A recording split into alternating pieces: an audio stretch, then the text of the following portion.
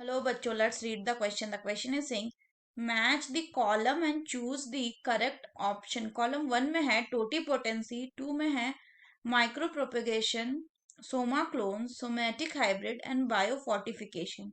Column 2 में है breeding crops with higher level of nutrient, plant grown from hybrid protoplast, producing large number of plants through tissue culture, capacity to generate a whole plant from an explant, plant genetically identical to the original plant. Option में है 1 का D, 2 का सी, 3 का ई, 4 का B, 5 का ए. Option second में है 1 का ए, 2 का ई, 3 का बी, 4 का डी, 5 का सी. ऑप्शन थर्ड में है 1 का सी, 2 का बी, 3 का ई, 4 का डी एंड 5 का सी. 4 में है 1 का डी, 2 का ई, 3 का ए, 4 का डी एंड 5 का सी. तो आइए देखते हैं हम इसका की कंसेप्ट. तो अगर हम बात करें इसके की कंसेप्ट की, तो इसका की कंसेप्ट हो जाएगा terminologies of plant breeding. Terminologies of plant breeding. पहला दिया हुआ है आपका टोटी पोटेंसी. तो टोटी पोटेंसी मतलब होता है ability to grow a full organism. To grow a full organism यानी कि अगर हम बात करें कि एक होल ऑर्गेनिज्म को जनरेट कर दिया जाता है.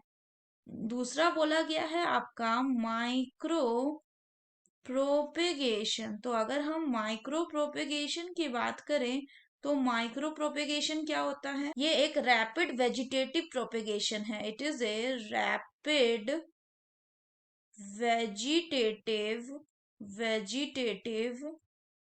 प्रोपेगेशन जिसमें क्या किया जाता है, बात करें जिसमें जो प्लांट है उसको इन विट्रो कंडीशन जैसे कि high light intensity, control temperature and defined medium में हम प्रोपेगेट करवाते हैं. नेक्स्ट बोला गया है आपका सोमा क्लोन. तो अगर हम बात करें सोमा क्लोन की, तो ये वैसे प्लांट होते हैं जो कि प्रोड्यूस किए गए होते हैं किससे? Which are produced via tissue culture. और ये जो होते हैं ये जेनेटिकली आइडेंटिकल होते हैं to the parent plant. So they are genetically identical to parent plant. तो नेक्स्ट बोला गया है आपका somatic hybrid.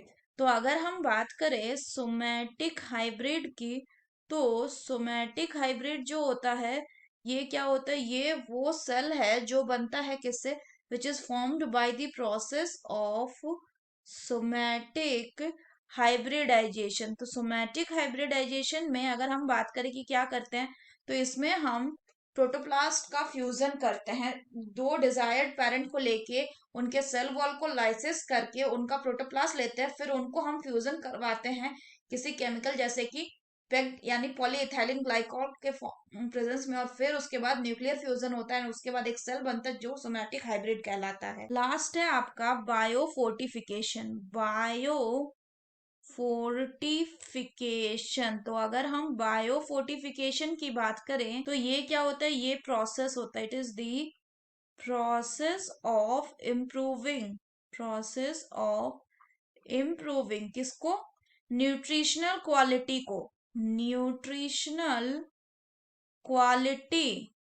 Quality of crop. तो अगर हम बात करें मैचिंग की, तो टोटीपोटेंसी मतलब हो गया क्या? फुल ऑर्गेनिज्म को ग्रो करना. तो 1 का हो जाएगा D, that is capacity to generate a whole plant from an explant.